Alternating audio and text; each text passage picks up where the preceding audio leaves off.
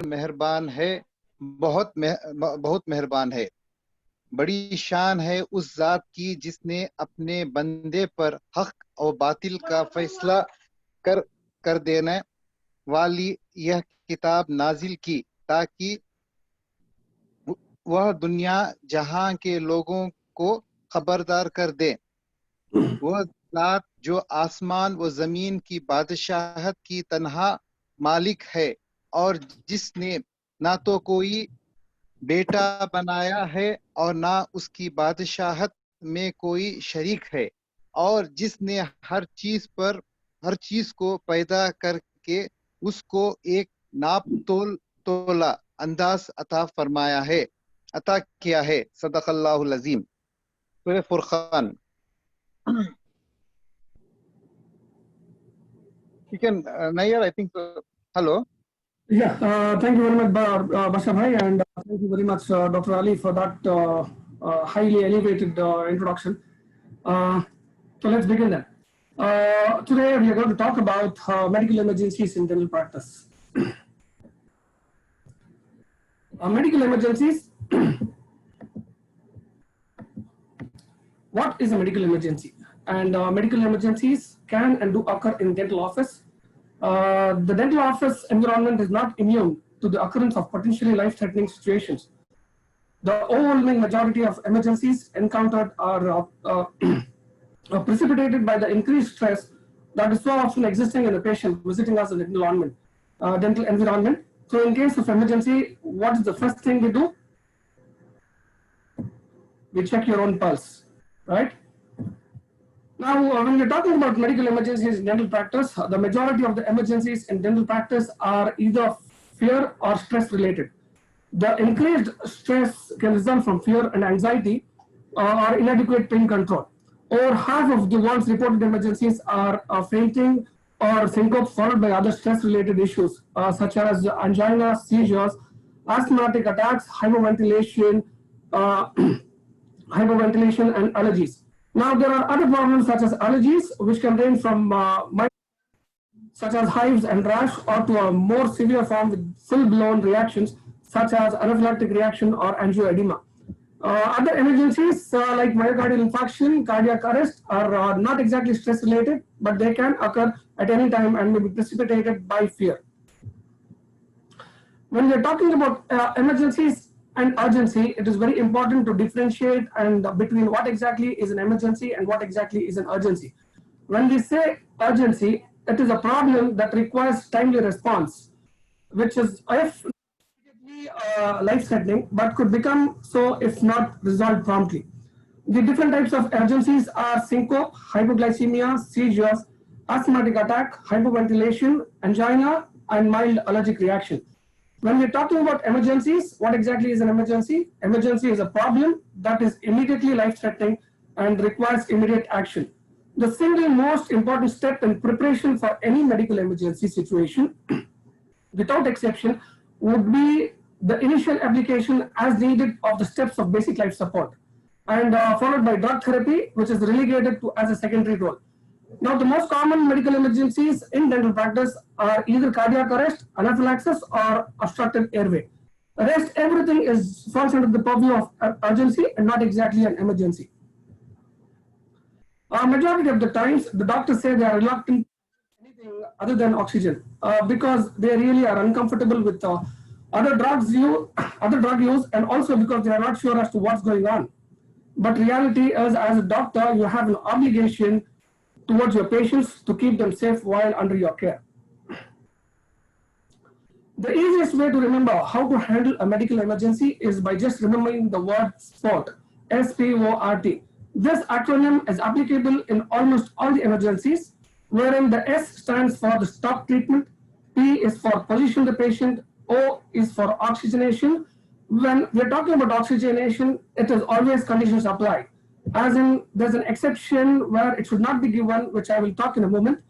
And R is to reassure, R is to reassure the patient, the staff, and also most importantly, to reassure yourself and everybody in and around the dental setup. T is to take the vital signs. I love this acronym because it virtually presents the proper order in which you represent to respond to any medical emergencies. I'm sure most of you are familiar with this symbol. This symbol is the star of life, a blue-colored six-sided star outlined with a white border and usually featuring the rod of Asclepius in the center. The Asclepius is a Greek god, a deity associated with healing and medicine. This star of life was originally designed by the American Medical Association in the 1960s as a universal medical identification symbol. Later on, the Red Cross Society rapidly adopted this worldwide and was used as an emergency medical symbol.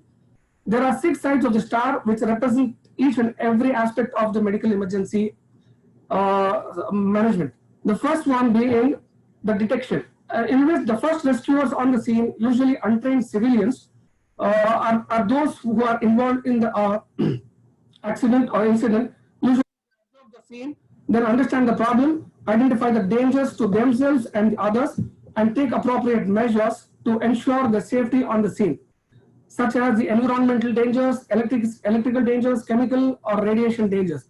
The second aspect is the reporting aspect, wherein the call for professional help is made immediately and the dispatch is connected with the victims providing medical emergency services. The third one being a response, which involves the stopping of the procedure and also the positioning of the SPORT acronym. Now, when we're talking about the response, the first rescuers provide the first aid and immediate care to the extent of their capabilities, such as the stopping of the treatment or whatever the procedure they've been doing, and then positioning of the patient as categorized in this phase. The fourth aspect is on-site care, which involves the emergency medical service personnel who arrive and provide immediate care to the extent of their capabilities on scene. The oxygenation, reassurance, and then taking of the vital signs fall into this purview and particular phase. Now, the fifth phase is the care in transit. The emergency medical service personnel proceed to transfer the patient to a hospital, either via an ambulance or airlifting for specialized care. They provide medical care throughout the transit. The last aspect of this symbol of life is the transfer the patient to a definitive care. Appropriate specialized care is provided at the hospital by the concerned specialists. Normally, when a patient comes to you, he or she allows us to inject drugs into them, mainly local anesthetics, and allowing us also to pick up instruments such as the forceps or even scalpel and allow them to perform a procedure. We are doing things for the good of the patient, but bad things happen. And as a doctor, you have to be prepared to handle when such stuff goes wrong. And stuff doesn't usually go wrong often in dentistry, but it does.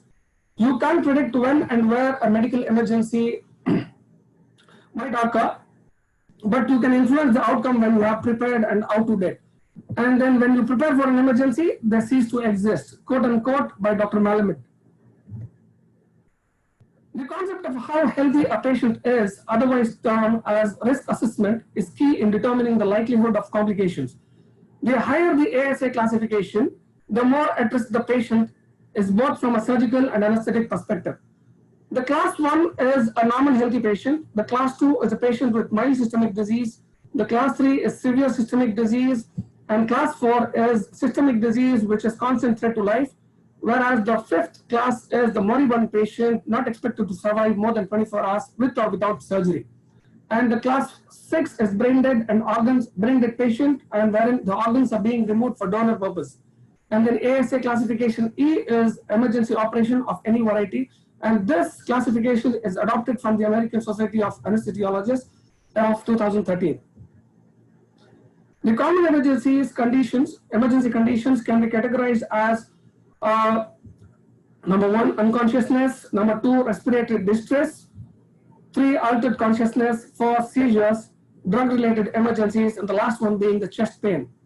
When you're talking about unconsciousness, it is mainly because of the vasodepressor syncope or postural hypotension or even acute adrenal insufficiency. And then when we are talking about respiratory distress, it is morely to do with either asthma, hyperventilation, or airway obstructions, or even due to heart failure. Altered consciousness, the examples are which can be as a result of diabetes mellitus, thyroid gland dysfunction, and a cerebrovascular accident. And the drug-related emergencies, the drug-related emergencies are drug overdose and also attributed to allergy to certain drugs. Finally, coming to chest pain is either because of angina pectoris or acute myocardial infarction.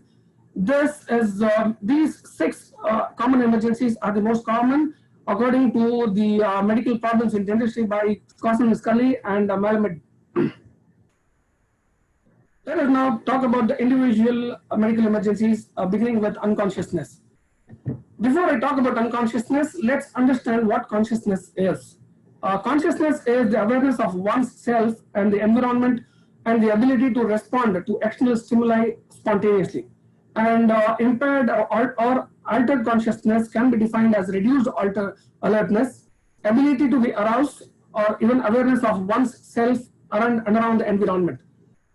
The unconsciousness patient is a patient with loss of all reflexes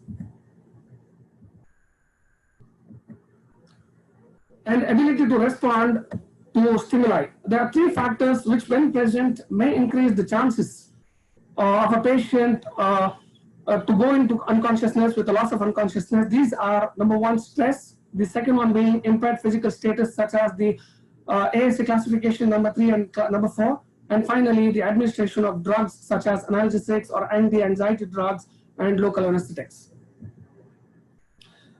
The clinical manifestations of unconsciousness are etiologies of unconsciousness, of persistent unconsciousness, can be reversible or permanent. And during unconsciousness, the patient loses all protective reflexes and the sensation. And the response and the skin ulcers or pressure sores are also known to occur as a result in comatose patients. And individuals are almost always prone to aspiration due to the inability to maintain the airway patent. Some patients may regain full consciousness without intervention, while others will require intensive management and intricate diagnostic testing. In case you have an unconscious patient, the first thing is what you need to do is you need to check for any obstruction into the oral cavity. Then you need to tilt the head back, and then you need to turn the patient towards one side, position one of the hands below the head so that you support the head. Then you fold the leg and then stabilize the patient towards one side, and then you monitor the patient continuously. Coming to the causes of unconsciousness, a few of the most common causes of unconsciousness are vasodepressor syncope, the drug administration or ingestion, orthostatic hypotension, epilepsy, and hypoglycemic reaction. And a few of the rare causes for unconsciousness are such as acute allergic reaction, acute myocardial infarction, cerebrovascular accident, hyperglycemic reaction, hyperventilation, and acute adrenal insufficiency. I will not be going into detail of the causes of unconsciousness, but the most common causes of unconsciousness can be remembered as fish-shaped, F-I-S-H-S-H-A-P-E-D, wherein F stands for fainting, I stands for illness, S stands for shock, and H stands for head injuries, and shaped S again stroke, H is for heart attack, A is for asphyxia or hypoxia, P is for poisons, E for epilepsy, and D for diabetes. When we are talking about unconsciousness, this is a highly time-sensitive medical emergency wherein early physiologic stability and diagnosis are vital in optimizing the patient outcome. An initial assessment of airway, breathing, and circulation must be performed to identify and manage the most immediate threats to life. And then it's important that all facets of care, such as the history and examination, investigations, and treatment of the management should be delivered in parallel by a team working in a systematic and an organized manner. Coming to the treatment and management of unconsciousness, because the etiology of unconsciousness is often initially unclear, an initial treatment paradigm occur before full evaluation or diagnosis. Now, the principles of initial management of unconscious patients is to ensure adequate oxygenation, to maintain the circulation, to control the glucose levels, lower the intracranial pressure, stop seizures, and treat appropriate infections. Now, again, there are certain aspects of the management also which involves the restoration of the acid-base balance and electrolyte balance, then adjusting the body temperature. Now, this is more so done in a specialized unit or in the hospital setup. Now, again, in case there's a doubt that the unconsciousness is because of drug abuse, then you have to consider specific antidotes such as naloxone which is an antidote to narcotics, and flumazenil, which is an antidote to benzodiazepines. And then also it is very important to control the agitation of the patient. In case if the above goals are not completed, management can then be tailored based on the results of diagnostic testing. Patients who are persistently comatose despite initial interventions often require a high level of care, such as an intensive care unit.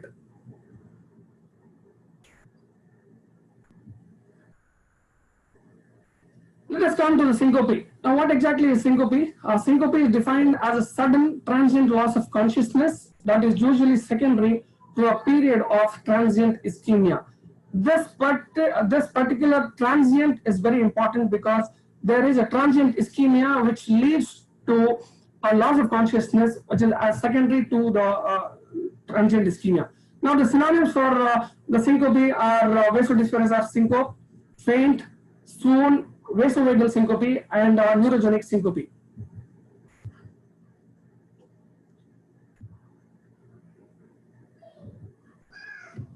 Coming to the predisposing factors of syncope, there are it could be either psychogenic, which include the fright, anxiety, emotional stress, pain, or even sight of blood or syringe. In susceptible individuals, vasovagal syncope may be triggered by prolonged periods of upright posture, related dehydration, excessively warm, closed in environments, or extreme emotions. These factors fall under the purview of non-psychogenic type, and then the most common places for these events to occur are churches, restaurants, and even long queues. The warning symptoms may include a feeling of hot or cold, body begins to sweat, the pulse gets tachycardic, and there is always shortness of breath or shortness of air, loss of hearing, and even associated sometimes with nausea and also change in the breathing pattern. The common causes of syncope based on the percentage of occurrence are neurally mediated reflex syncope constitute up to 60%, and this refers to a group of related conditions in which the symptomatic hypotension occurs as a result of neural reflex vasodilation and or bradycardia. The term vasovagal syncope refers to a particular type of neurally mediated reflex, also known as the common faint. Now, the carotid sinus syndrome, or the CSS, is a clinical syndrome resulting in a syncope or near syncope due to bradycardia and or vasodilation, secondary to hypersensitivity of the carotid sinus baroreceptor. The situational syncope or situational faint are diagnosed by the distinctive history, and its pathophysiology is similar to that of the conventional vasovagal faint, except that the afferent trigger is identical. Now, the examples include micturition syncope, deglutition syncope, or even swallowing syncope. Sometimes cough may also trigger a reflex hypotension, which may lead to a cough syncope. Now, when we are talking about the orthostatic hypotension, they constitute about 15% of the common causes of syncope, and then the orthostatic hypotension leading to syncope occur as a result of transient excessive cerebral hypotension that may occur when susceptible individuals arise from a lying or sitting to a standing position. Two basic forms are recognized in the orthostatic hypotension, and then the first one is so-called immediate or initial hypotension, and they occur almost immediately upon active standing from a lying position. The second form of orthostatic hypotension is the classical form, otherwise termed as a delayed form. The symptoms usually occur several moments after standing up. The patient has already walked some distance, then the patient collapses. The cause in both the cases is deemed to be the failure of the autonomic nervous system to respond to a sudden upright posture.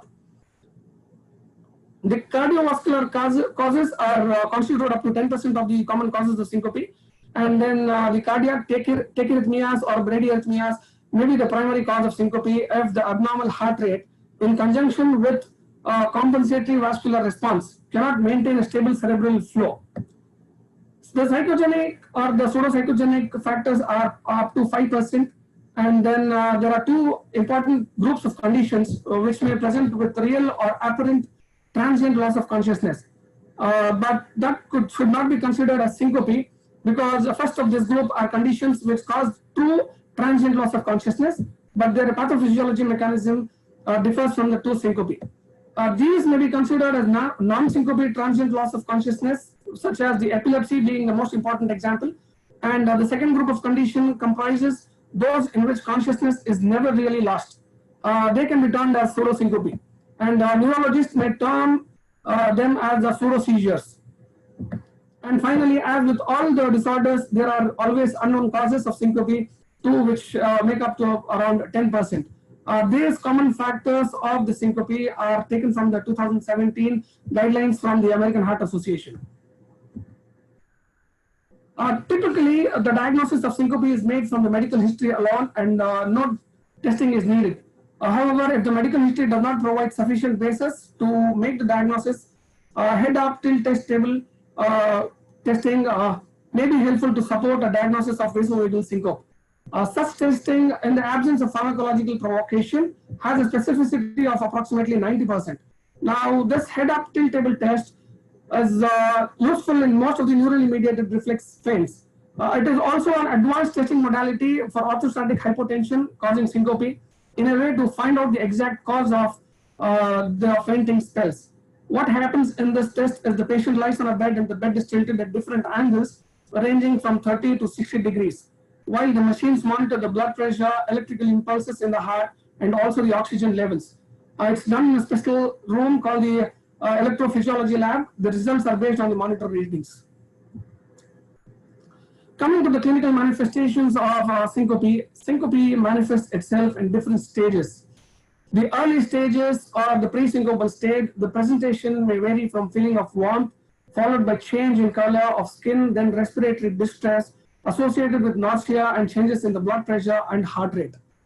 The late stage manifests itself as changes in the size of the pupil, which normally get dilated. There's increased respiratory rate with irregular gasping and then jerky breathing. Skin gets cold and clammy.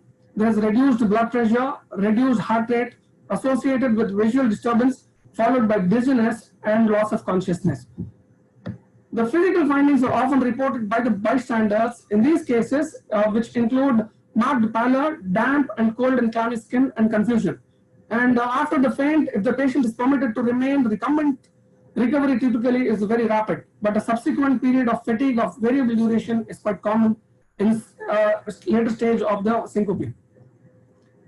The late stages sometimes also manifest as irregular and jerky breathing, or it may completely stop, as in respiratory arrest or apnea. They might be associated with convulsive movements, which may follow with weak and steady pulse, associated with generalized muscle relaxation, and also the fecal incontinence as an outcome. Post-syncope usually presents with skin pallor, nausea, extreme lethargy, profuse sweating. There is mental confusion and disorientation, which may persist or last up to 24 hours. Coming to the dental therapy considerations,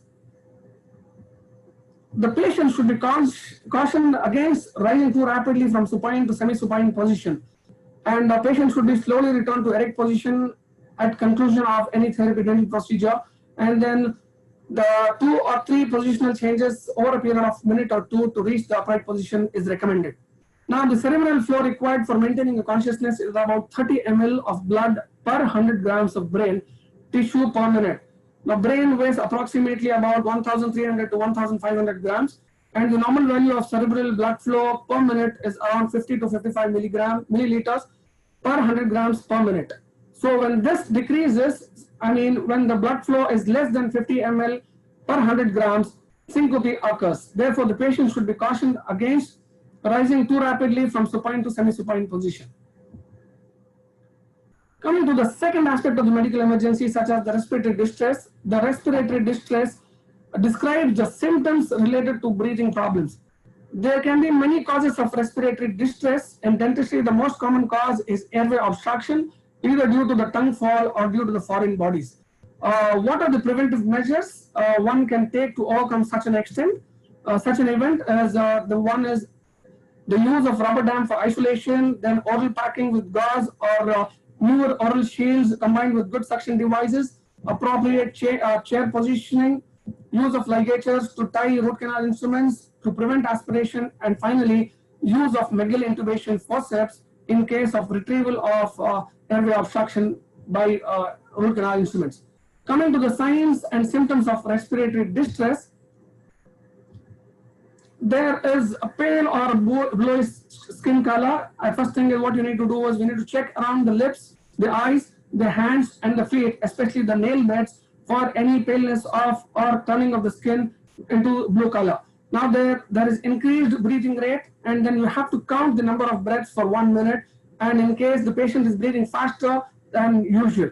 Now there is also retraction of the ribs, wherein you have to check if the chest pulls in with each breath, especially around the collarbone or even around the ribs.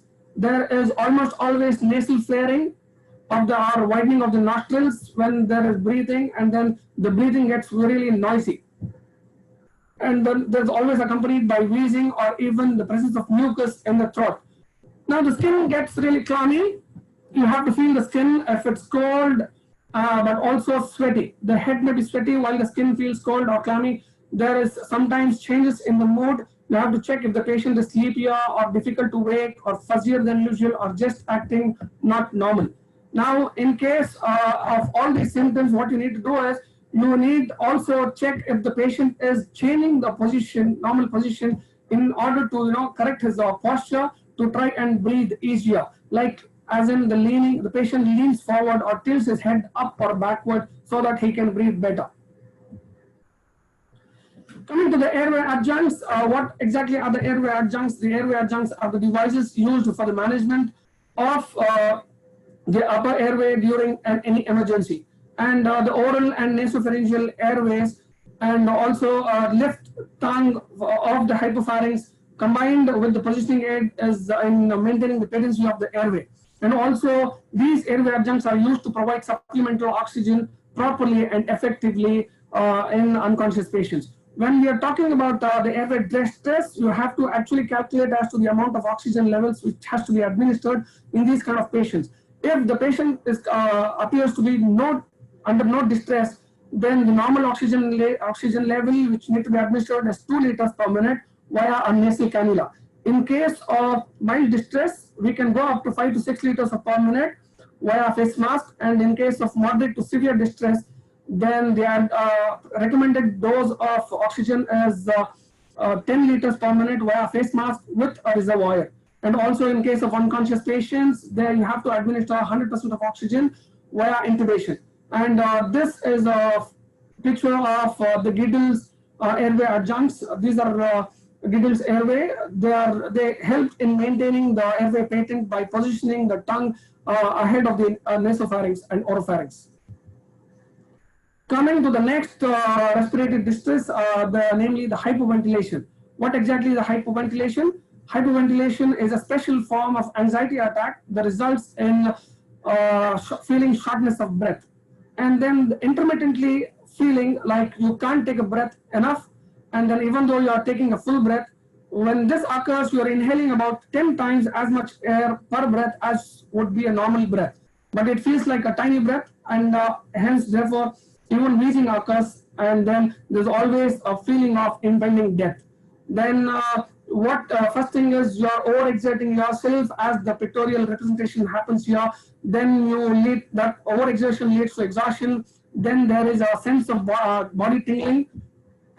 Then there's a sense of body tingling, and then there is because of the excessive body tingling, there is overworking of the muscles, leading to development of buildup of lactic acid into the muscles, leading to muscle spasms, and there is mental confusion, there is anxiety, and then patient loses their consciousness.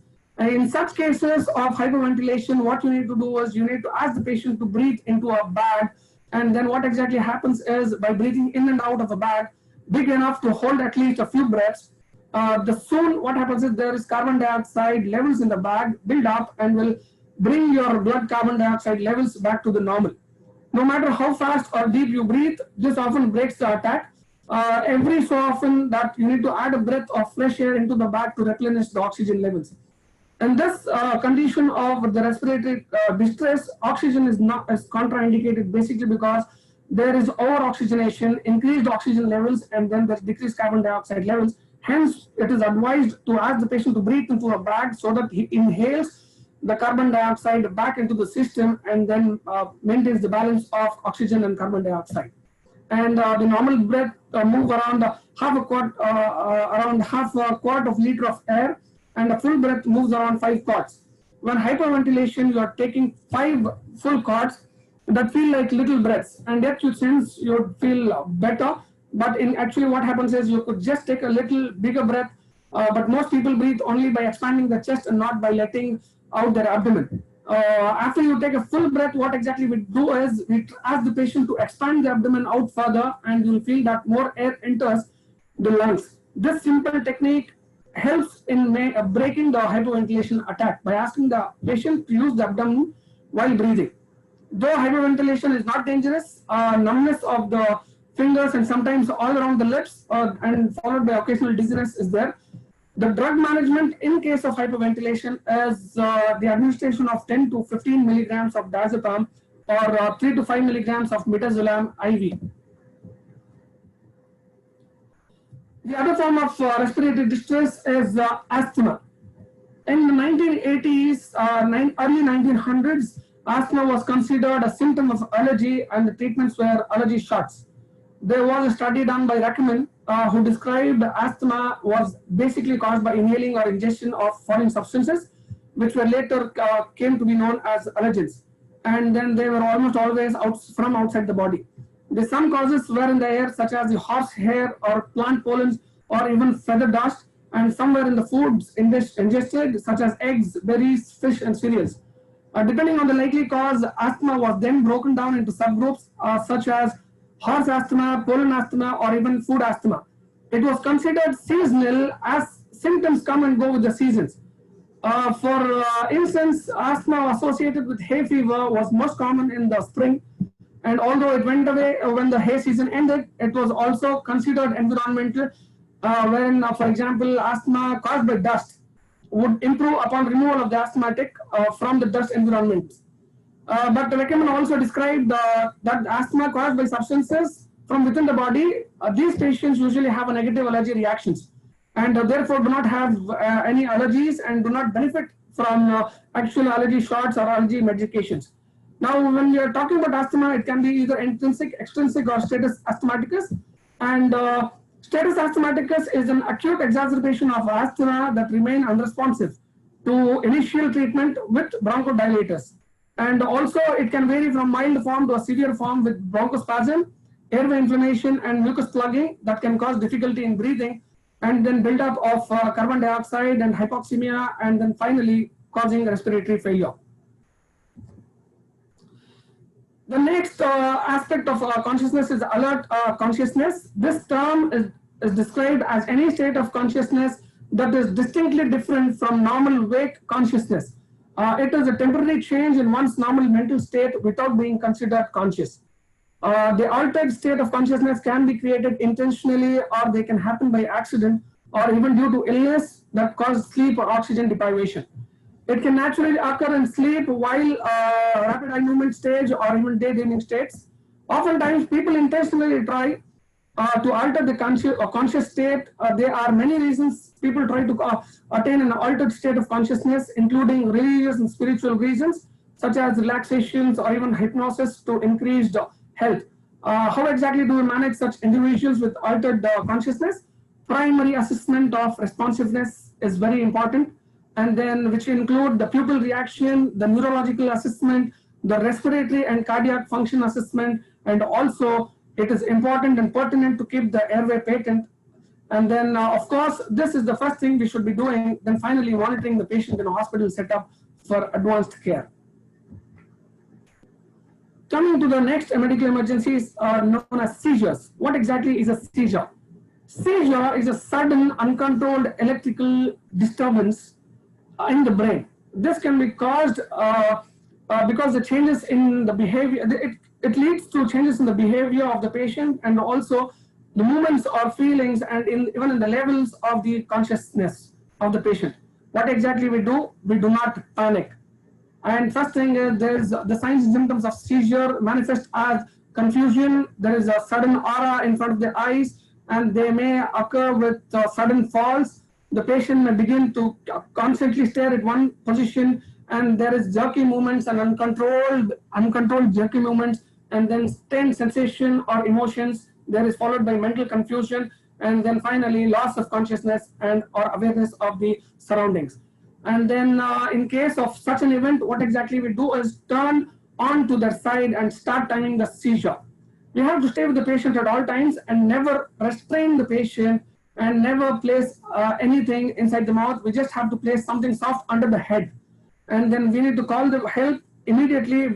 In case the seizure lasts longer than 5 minutes, there's only so much we can do in management of seizures in a dental setup. As we dentists, we are not professionally qualified to treat seizures pharmacologically. Coming to the chest pain, the most common causes of chest pain are angina and myocardial infarction.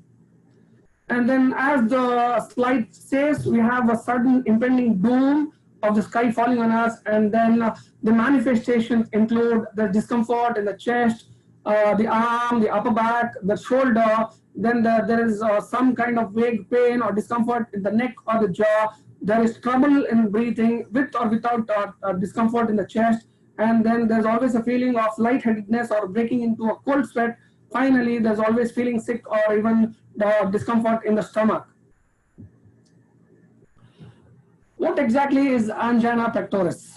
There are 3 types of angina pectoris. First thing is there is angina pectoris as insufficient blood flow to the heart, which causes the narrowing of coronary artery. And then this leads to sharp shooting pain.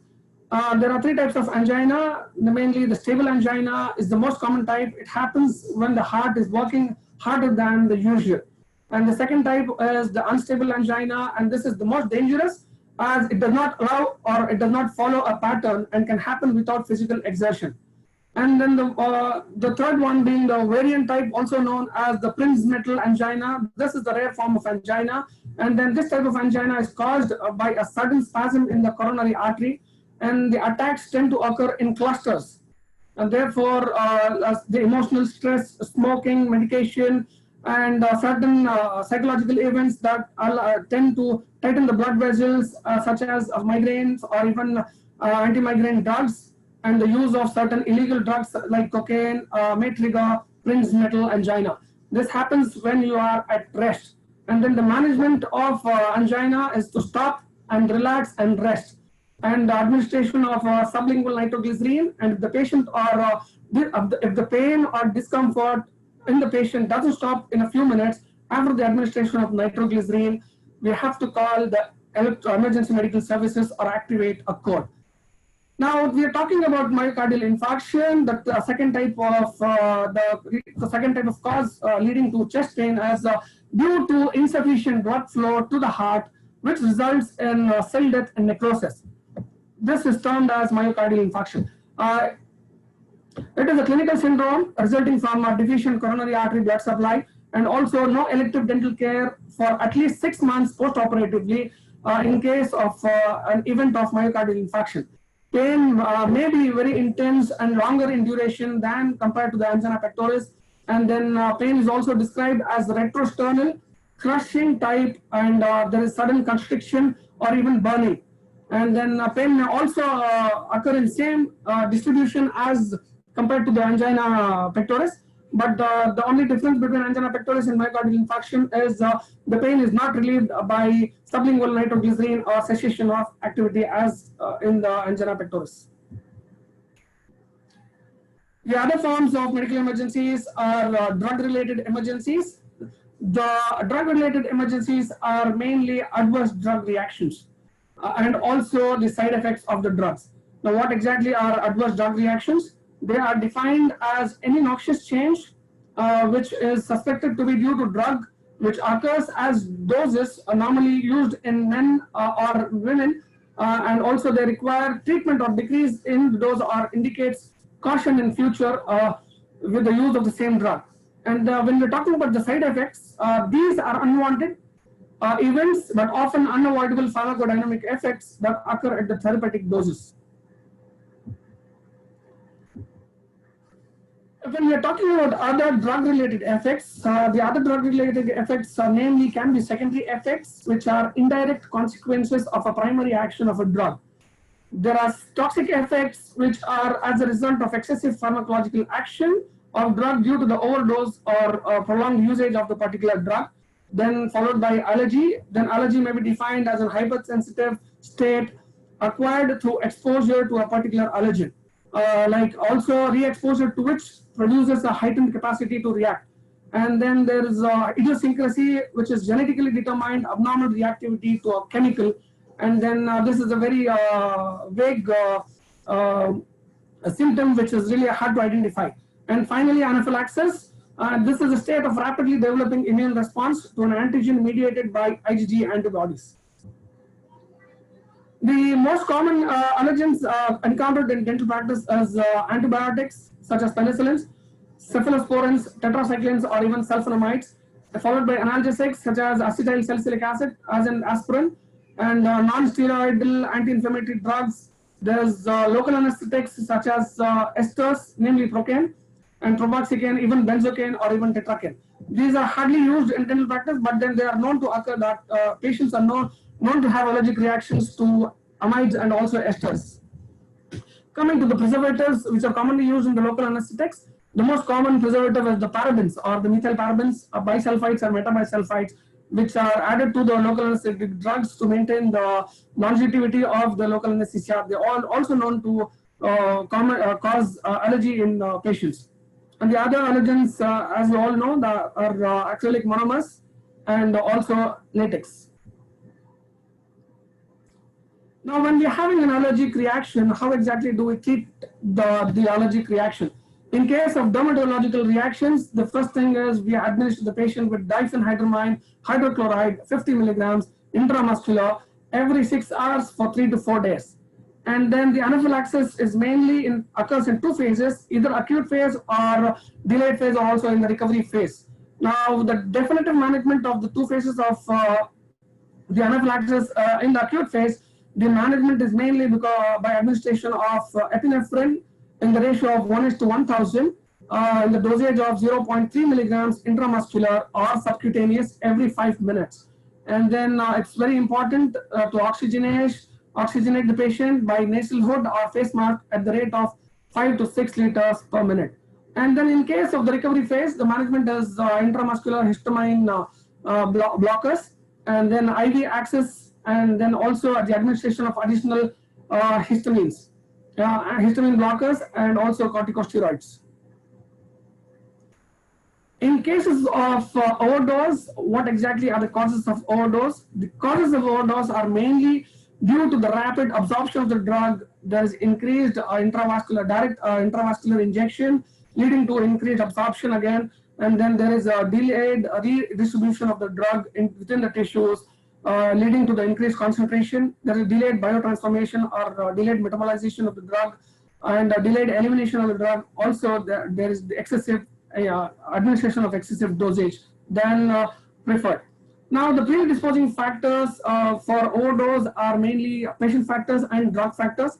The patient factors which predispose to overdose are age, weight, sex, and other medications, or even the presence of certain underlying systemic diseases, and also genetic factors.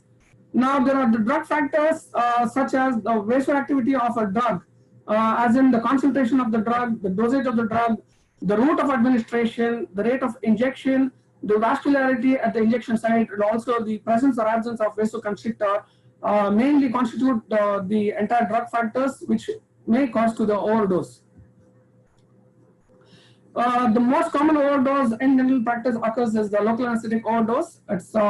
And then the manifestation occur either in mild to moderate stages or even severe stages. What happens in mild to moderate stages? There is increased talkativeness of the patient. There's increased apprehension. The patient becomes very excitable.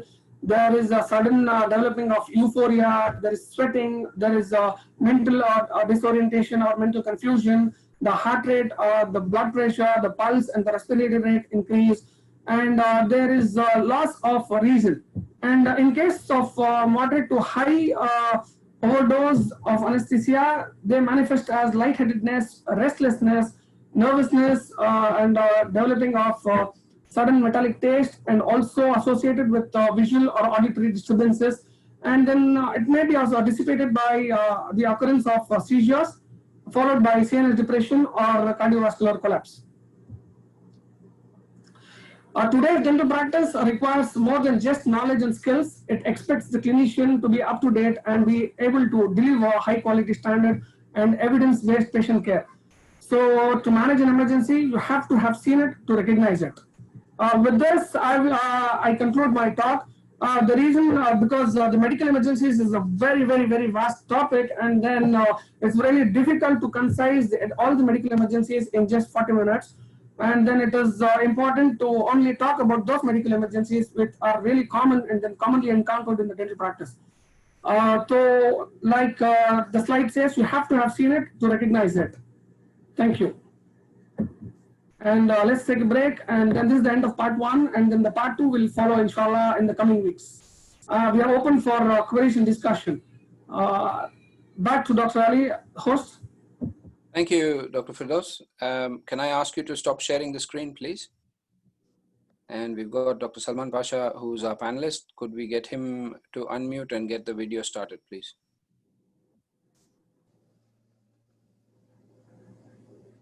Hello, hello. And Dr. Nadeem, yeah, we can hear you. Dr. Nadeem, can you unmute and get your video started? Then I'll.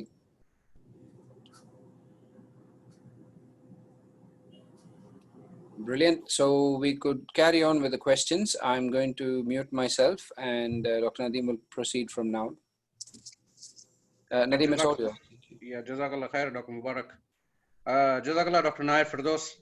As usual, fantastic presentation. I think you need one more glass of water. I think it was a marathon run of 45 minutes of emergencies. Assalamu alaikum, Dr. Salman. Salam, how are you, Dr. Nadeem? Yeah, Alhamdulillah. Welcome aboard, brother. Alhamdulillah, let us start rolling with the questions here. I have the first question from Dr. Asim. He asks, how do you differentiate between MI and syncope, Dr. Nair? See, MI and syncope, yeah, basically how exactly do we differentiate between syncope? It's to do with the accurate history. Very accurate history. Myocardial infarction is because of the underlying cause of the cardiovascular cause, whereas the syncope can be because of various causes. And then syncope is almost always, it recovers and it's very transient. Whereas the myocardial infarction is not a transient state. The pain doesn't go. And then myocardial infarction, it doesn't lead to syncope. It just leads to severe pain in the region of chest, the discomfort in the back of the neck, back of the shoulder, and discomfort in the abdominal muscles. And then there is mental confusion, but there's very rarely there's loss of consciousness. But whereas in the syncope, the first the patient faints. There is a sense of impending doom in cases of syncope compared to the myocardial infarctions.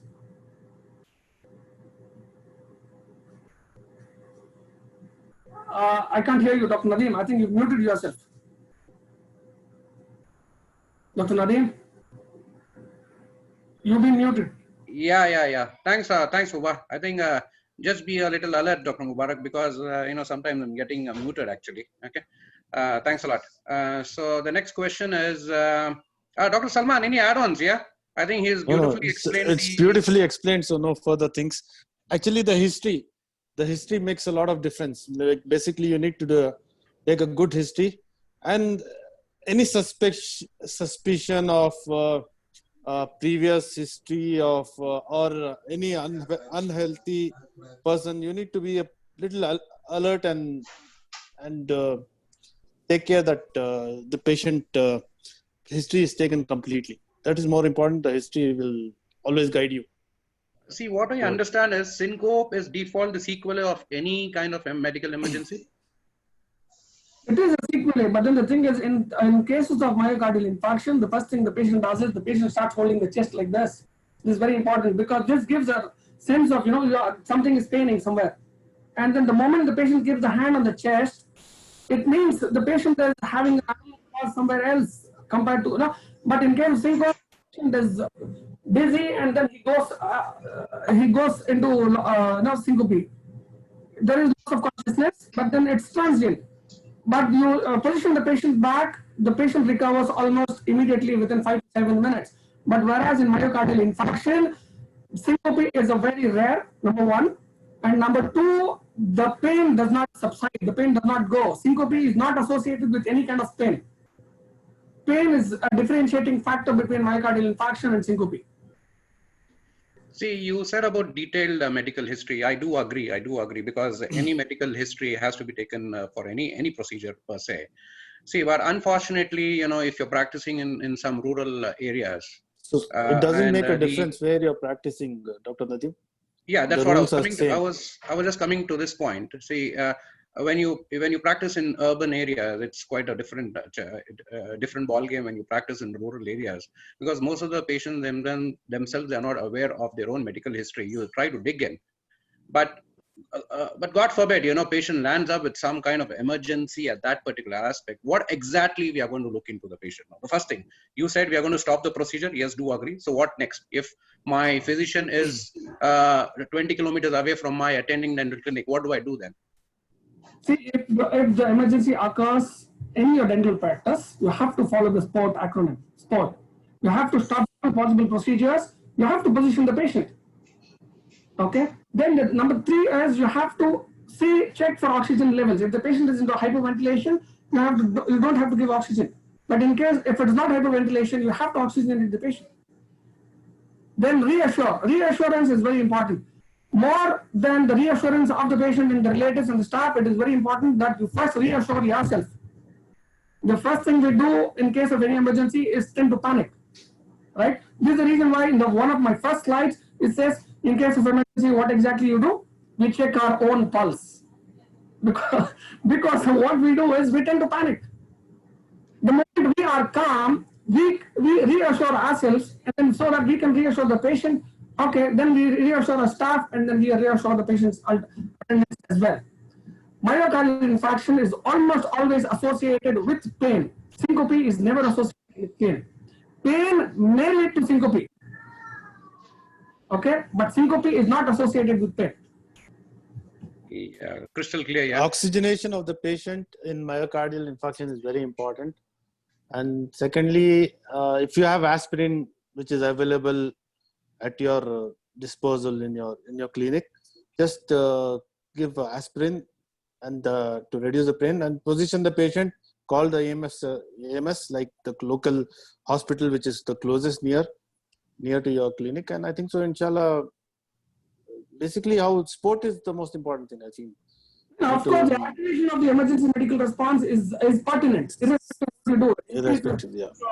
Acronym SPORT, you have to activate the emergency medical response. You have to activate the medical response system. I think it's time that I pack a paper bag and keep it in my wallet as an emergency backup. So if I hyperventilate, I treat myself and then treat the patient second. Okay. How do you differentiate between respiratory distress and hyperventilation? It's from Dr. Hafiz. He asks, how do you differentiate between these two conditions? See, primarily, there is no differentiation between respiratory distress and hyperventilation. Basically, because hyperventilation is a type of respiratory distress. Right? Okay. Now, the respiratory distress is asthma, hyperventilation, and what else? You're asking me, or you're telling me? I'm asking you. Okay, you're asking me. Okay, fine. I think I would just rewind that again, Dr. Nair. I just want to rewind the whole conversation again regarding the same thing. No, when we're talking about respiratory distress, what exactly are the respiratory distresses? It can be anything. No. See, the respiratory distress is either hyperventilation or asthma or airway obstruction. Right? Yes. Hyperventilation is a type of respiratory distress. And hyperventilation is the most easy to identify, basically because the patient starts breathing excessively, more than this is actually required. And then the patient takes short breaths, but very rapid, and then multiple breaths. This, the developing of oxygen build up, whereas there's an imbalance between oxygen and the carbon dioxide levels. True. So you mentioned about those half quart procedures. What exactly do you mean by quart? Can you please elaborate on that? Is the quantity of the oxygen levels which you take. It's actually the European standards. It is basically a quart is a half a liter or less than half a liter of oxygen levels, which you breathe when you take breath once. Can you be a little more specific, a little more elaborate? No, in one single breath, normally speaking, when we inspire once, we tend to take anywhere between 2 to 3 liters of oxygen. Okay, but in case of hyperventilation, the oxygenation levels, what happens because of the excessive breathing, it gets shut up, and then there's sudden buildup of oxygen because the number of breathing, there is tachypnea, the increased respiratory rate. Well, the main idea or the main goal of management of hyperventilation is to manage or correct the respiratory rate, and also to eliminate the buildup of oxygen by inhaling more of carbon dioxide levels. Right. You mentioned about the paper bag. Any specific dimension of the paper bag, Dr. Salman? You have different sizes. Is there any specific size that you have to keep it in your practice? Just whichever which is easily available, that's enough. I think so that will be helpful. I think No, so, the Dr. smaller, Nair, what do you say? The smaller the bag, is it easy to, breathe in, breathe out? Or the larger the bag, is it much more, the quantity of the air breathing is more? I just want to, just clear that, whether the size of the bag matters. Which is the closest and nearest available. I feel that is the best bag. Okay, that makes sense. Makes sense, actually. Yeah, and the next question follows by Dr. Nadeem. He asks, any particular reason to prefer diphenhydramine over other antihistamines? The question is me or to Dr. Yeah, to Dr. Nair. Anybody can take this. Anybody can take this. You can use any diphenhydramine is a tried and tested, and it's a textbook medicine. Like it is tried and tested in anaphylaxis. You can use it anywhere. But even cetirizine has been used, and even other things also, other H1 blockers have been used. Basically, you need to get functional antagonism. So that is what is like you prevent histamine release. So that is the basic idea. It's the first line of drug in cases of the management of allergies. Yeah. Is this because is it freely available, or is it the primary, as you said? Number one, it is readily available, and also because the side effects comparatively are lesser compared to the other antihistamines. Right. Fine. The next question is by Dr. Nasti. He asks, he conveys his salam to everybody. He says, regarding seizures, you have mentioned that, do not put anything in the mouth. But how do we prevent the tongue bite? Do we need to put something, a soft, a cloth, a towel, something like that to prevent? If you have it, yeah, of course. If you have a gag or something like that, but it should not like. The latest guidelines in the management of seizures says never put anything into the mouth. Everything, yeah, true.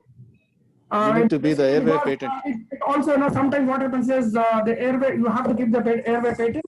And then if you put something like a towel, what's going to happen is you're blocking the amount of oxygen which can be taken via mouth breathing. But what are the chances of, self-inflicting your own tongue?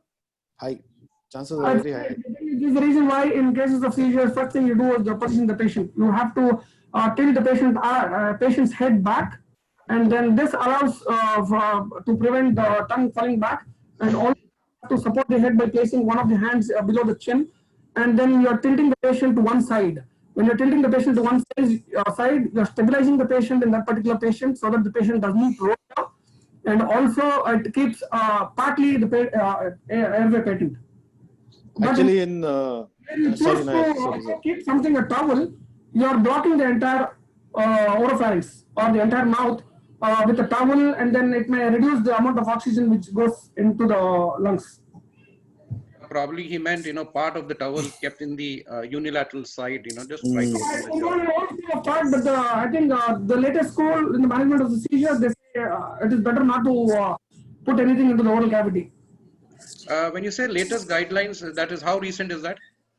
I think I had posted this in my slides. Let me just go back to the slide. Yeah.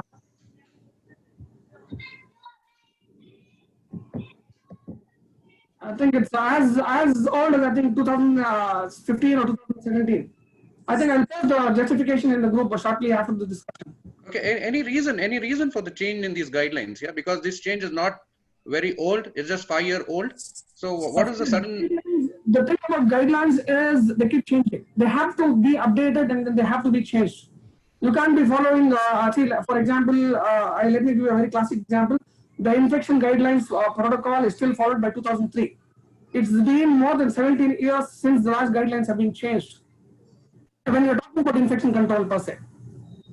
But then there's a lot of research going on in terms of seizures and the neurological aspects of it. And then the first thing they do is, I think the guidelines they keep changing. I don't know for what reason, maybe because the updated versions or to keep themselves updated, or this is comparatively better than what the guidelines were. Okay, basically to keep themselves updated, I think so, Dr. Nair. Because we were always taught that, try to, isolate the tongue when there is a seizure, because so that the patient prevents self-inflicting. Also, we were also taught to give something for the patient to hold. Yeah, exactly. I have a bunch of keys, hold that. I read it first day. One more thing I want to add whenever the seizure happens, there is hyper salivation that happens. So keeping the lateral position with the patient laterally, like how Dr. Nair explained, reduces the saliva going back and there's chances of aspiration. Yeah. So basically, the idea is same ABC, prevent airway, to protect the airway. Sorry. Right. Just continuing. Okay, I just wanted to ask you. You said about Rakeman, his clinical study of 150 cases of asthma. You mean to say is that the term coined by him, or he just did 150 cases? No, he was the one who did extensive research in asthma. Okay, precisely the number figures 150. Is it just? That was in 1900s. I think early 1900s, okay. 1920 or something. Okay, fine. That was confusing. I thought, after 150, he concluded all this. If you want that particular article, I'll share you in the group. That would be great. The next question follows by Dr. Asim. He asks, how common is trigeminal cardioreflex in dental? Dr. Nair? That's very rare. No, one thing is, how do you identify trigeminal cardioreflex? Nair, just to interrupt, can you first explain what is trigeminal cardioreflex? Because I have no clue what is that. Just in a short, brief, sentence before you get into the other aspects. Salman. There are two types of reflexes. One is trigeminal cardioreflex and one is oculotrigeminal cardioreflex. I think so, if I'm not wrong. So what happens is I'll give you an example.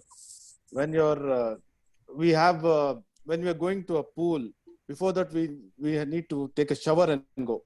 That is, you're conditioning your trigeminal nerve for any cardiac emergencies or something like that. So whenever you go directly into the water, because of the water temperature, there's sudden shock that happens. This reflex is known as there's decreased the cardiac shock that happens. This is trigeminal cardiac reflex. I think so, Dr. Nair, if I'm not wrong. Actually, if I can add to this, it is a form of a situational syncope.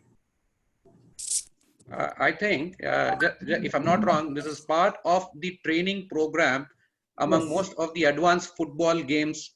Immediately after the play, they directly get into the coldest pool with ice filled, so that the body temperature drops drastically and the muscles constrict. The cardiac reflex or trigeminal cardioreflex is really rare in dental setup. Okay. It mostly occurs in outside environments, and like Salman said. But then, how exactly do we term? The thing is, in any cases of syncope or any cases of emergency in dental practice, it is really rare for a clinician to identify them by a particular word. Either they can classify it based on the history, such as a faint or vasovagal syncope or vasodepressor syncope, and then either unconsciousness or the chest pain or the respiratory distress. So you have to broadly classify them or categorize them into different emergencies, such as either a loss of unconsciousness, altered consciousness, or cardiac emergencies or cardiovascular events or respiratory distress events. But then when we are talking about trigeminal cardioreflex, how exactly does one categorize it under the trigeminal cardioreflex? As a common practitioner, as a GP, am I really informed about what exactly a trigeminal cardioreflex is? And is there a situation which is generated in the rental setup which may lead to such an event such as the trigeminal cardioreflex? Is there a sudden change in the temperature of the body? Right, makes sense. Just to continue here, Dr. Nadeem asks, any particular algorithm recommended to be followed in management of dental emergencies? I think the acronym SPORT sums it all. The acronym SPORT: stop treatment, position the patient, oxygenation, reassurance, and take vital signs, and also followed by the life of the star of life. I think my second slide spoke a detail about the algorithm of the management of medical emergencies. First thing is detection, then reporting, then on-site care, then transit care, then followed by definitive care in the hospital setup. But of course, this all falls down after the BLS, restoration of the BLS, activation of BLS, and then maintaining of ABC. Yeah. I think we need to have this in a clinic, on a wall. First thing tomorrow is write that word sport and memorize every day when you go to a clinic. I think probably if time permits, Dr. Firdaus, for the benefit of the entire doctors, you can give those, flashcards, make a small flashcard, what has to be seen every day when you go to a practice, memorize that and, start your routine. So that makes a lot of sense because talking about me, I've been into practice from so many years. Honestly speaking, we just go walk in, start with patients. I think we need to revise what has to be, done on that particular day. Read your emergency drugs, read your whatever emergencies. I think that can be done. How it is displayed in all the hospitals, your emergency rooms. But what's your take on that? No, the thing is, as a dental practitioner, it is only so much so that we can do anything or we can manage about medical emergencies. Basically, because we are not professionally qualified to handle any medical emergencies, either pharmacodynamically or the other pertaining to specific management or management modalities of any emergency. We can only do so much so that, which involves, we can only do the basic management. We have to be well equipped in detecting the medical emergencies and then activate the medical emergency response, and then followed by maintaining monitoring the patient till the paramedics arrive at the site. There's only so much we can do. Right. We are not actually equipped on our setups to handle any kind of a major medical emergency. The beauty about medical emergencies are there are only three emergencies. The rest all fall under the purview of urgency. Everything is an urgency. If don't timely managed, they come under the purview of emergency. But when you're talking about emergency is only cardiac arrest, airway obstruction, and the other one is what exactly is the other one? I think I lost the touch. I think in one of the slides I gave a definition of what exactly a medical emergency and an urgency is. Yeah, exactly. I think it's only cardiac arrest, anaphylaxis, or airway obstruction. Yes. So, is it a silver lining to have an oxygen cylinder at your private practice? Bottom line, to any. Yeah, it does really help. It does really help because oxygen is basic life support. Right. So I think the basic small kit, a medical emergency kit, having the ambu bag and the emergency drug, I think we should, every practitioner should have that, apart from the oxygen cylinder. Yes, I agree with you. Right. You have mentioned that oxygen is not given for specific emergency. Which one is it? I think hyperventilation would be the answer. Yeah, respiratory distress, such as the hyperventilation. Yeah. The next question is from Dr. Saida. She asks the role of aromatic ammonia in treating syncope, and followed by prophylactic nitroglycerine in patients with history of angina. Your take on this? Salman, you want to take this? I think there are two questions. One question can be taken by you. The other question can be taken by Salman.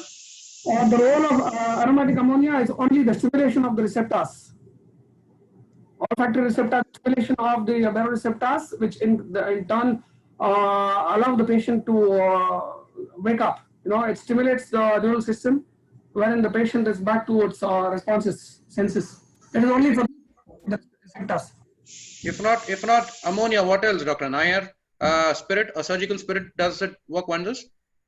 I think even if you don't give anything, the patient will come back, as long as the patient doesn't change the position of the patient, allow the blood to flow, follow the gravity, and then increase the cerebral flow.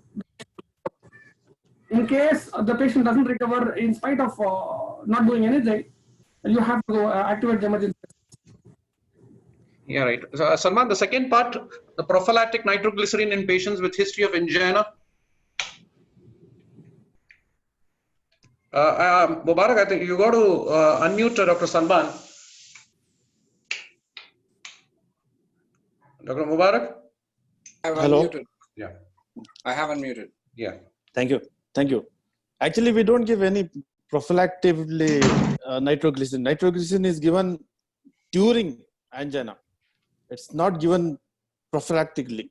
And there's nothing such better than giving, it's better to give supplementary oxygen if you are suspecting the patient will go in for angina.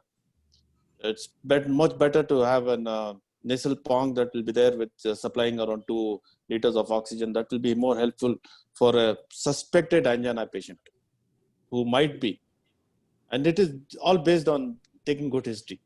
Like if you're taken a good history, I don't think so we need to give angina. Actually, we don't want this type of patient on my chair also. Like we'll be getting him. See, the thing is, it's an emergency drug, right? It's an emergency drug. And emergency drug, you don't use it as prophylaxis. Right, right. I think You're not anticipating an angina attack to give the patient a nitroglycerin, number one. And what exactly nitroglycerin does is it's a vasodilator. What happens in angina is there's a constriction of blood vessels, and then this is what causes the pain. And then if you give nitroglycerin, it causes vasodilation of that particular vessel, increases the blood flow to the heart. yeah, right, right. Coming back to the hypoventilation, management, Dr. Firdaus, regarding the paper bag usage, Dr. Nasti asks, why give paper bag? Why not just reassure the patient, and can the patient just not use his own hands and make a cup kind of what do you say? I don't know. I'm not getting that word. Cup himself with his hands and try to blow in his hands. See, if the patient is not available, yes, you can use your own hands. But then reassuring of the patient does not really help. What exactly happens in hypoventilation is there is build up or retention of oxygen, increased retention of oxygen okay, and there's decrease in the carbon dioxide levels. And what exactly we do when we ask the patient to breathe into an airbag or into its own hands, we're asking the patient to take back the carbon dioxide to maintain the balance between the oxygen and the carbon dioxide levels. Okay, I have a weird question. Please, this question might sound a real weird. Please forgive my ignorance on this. What is the role of stethoscope in dentist office apart from checking the BP? Why I should be hanging my stethoscope over the wall in case of emergencies? What I should be checking with my stethoscope? See, primarily thing is the stethoscope is not the primary use of stethoscope is not to check the BP. It is to check the lungs, the breathing, the respiration. Okay. Changes in the breathing sounds, and also the heart sounds. Okay, when we say heart sounds auscultation, yes, BP follows. But the primary purpose of stethoscope is not to check BP. So considering if I'm doing an auscultatory method, I'm using my stethoscope, but Apart from that, I don't see any usage of stethoscope, because seeing all these medical emergencies, trust me, if I have to put my stethoscope and put it on the chest of the patient, what exactly am I hearing? I would not hear anything apart from a silent or a fast heartbeat. Only two things I would hear. I would not able to differentiate anything at all. No. I think that the problem is we, as dental students, during our tenure, we give so much of importance to our general medicine classes. When we attend our general medicine classes in, I think, third year, they clearly show the actual uses of stethoscope. They show us how to evaluate the breathing status, how to diagnose the fibrosis of lungs by using a stethoscope, by wheezing, to detect wheezing, okay, and by different levels of the breathing techniques, and also the levels of sounds of normal breathing, or also defective breathing, or signs of respiratory distress. And also, they also teach us how to identify murmurs. The problem with we being dentists is we do not give so much of importance to those particular aspects, and then we study only for the sake of passing that particular year. So we have to focus, and then I think we have to incorporate this among our students, that it is very important that you learn how to use the stethoscope properly. If you learn to use the stethoscope properly, you can identify a murmur, you can identify a by just auscultations. Right. Dr. Fayaz is asking, he wanted to add a point on nitroglycerine and stethoscope. I think this discussion can be taken on the GTP, or should the Fayaz be asking or telling on the same? I would ask Dr. Mubarak on this. He's the host. Dr. Mubarak? If it is relating to the topic, I think we'll give him an opportunity to speak. Yeah, can you please unmute Dr. Fayaz? Dr. Fayaz, I've unmuted. Unmute yourself and Fayaz? Dr. Fayaz?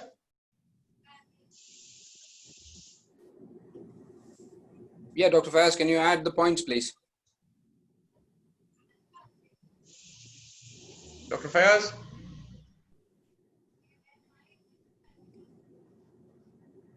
Okay, I think he's lost it. We'll ask him to speak about it in the group. Yeah, he's online. Yeah, I'm able to see him. I think he's not able. He is there, but unfortunately, he's not able to talk. I don't know what's the reason. I've been trying to. No, either the presentation was extensive, or people have understood thoroughly of the medical emergencies. Fayaz? Can you hear me? Yeah, Dr. Fayaz? I can hear you. I can hear you guys. Yeah, Oh, we great, can't Dr. get- Fayaz. we You can't wanted to hear add you. some points? We can't hear you. Can you be a bit louder, please? Can you hear me now? Yeah, great. Yeah, please. Yeah. Two quick points I want to add. Anyway, Dr. Nair, excellent presentation. Nice discussion is going on. I just wanted to add two quick points regarding the amlodipine, especially about the angina. See, what happens, a lot of patients who have cardiac history, who have stents, or who have undergone CABG procedure, they do come to us, and we have to take them, and they are potential patients sometime for getting the angina again, or due to this. So what I have learned from cardiologists is give a small dose of like 5 mg or 10 mg of amlodipine before you start. That's the therapeutic dose, just to reduce their blood pressure down, or to calm down them. And even you can add some sometime Dr. on Fayaz. the sorry. Right, Hello? can we continue that in the group, Dr. Fayaz? No, the thing is, amlodipine, are they even allowed to prescribe amlodipine as dentists?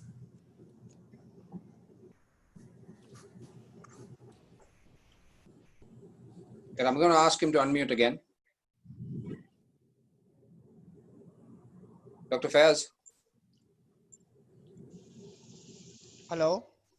Yeah, there seems to be some disturbance. Yeah, please continue. Yeah, am I audible? Yeah, now you're audible.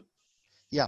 I do prescribe, if I'm doing implant surgery and check the blood pressure, and if it is around 140/90 or something like that, we do give amlodipine 5 to 10 mg and monitor for half an hour to 1 hour where blood pressure comes down, and we do it. Sometimes patient will be apprehensive. For them also we can do. It is prescribed by cardiologists, and I do follow it regularly in the practice for the patients.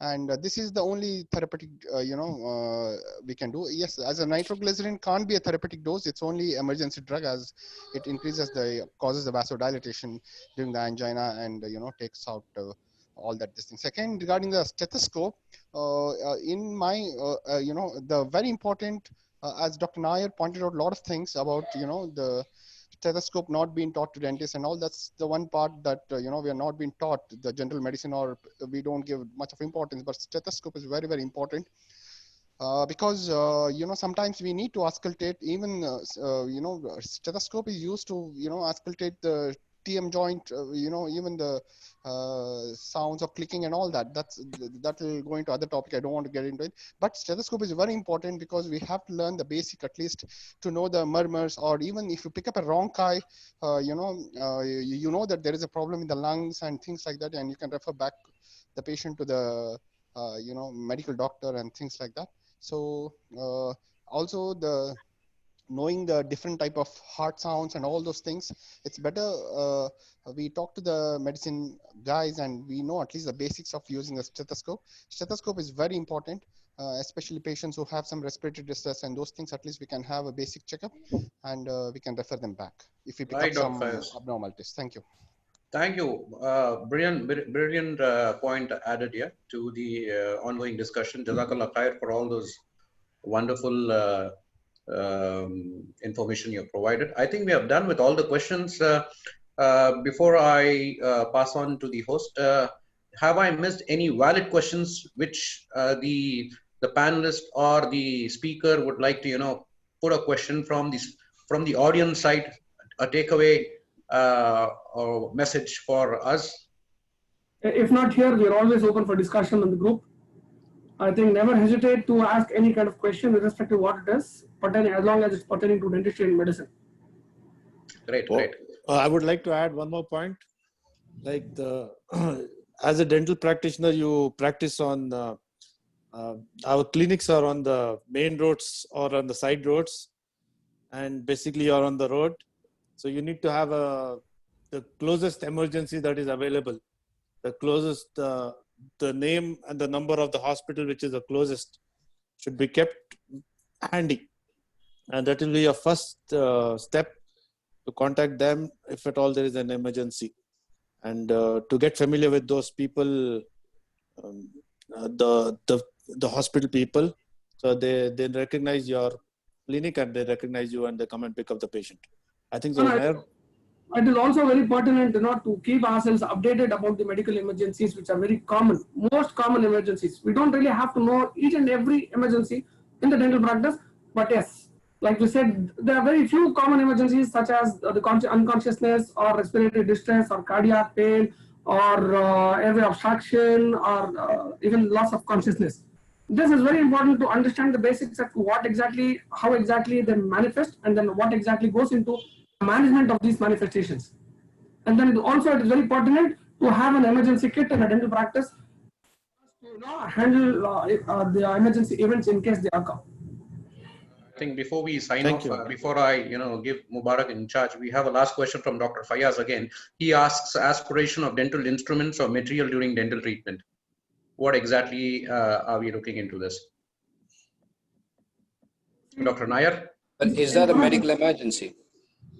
It's a dental emergency. Because aspiration of dental instruments or material is actually a dental emergency. It's an operator error. You should have taken precautions beforehand to try and prevent such incidences.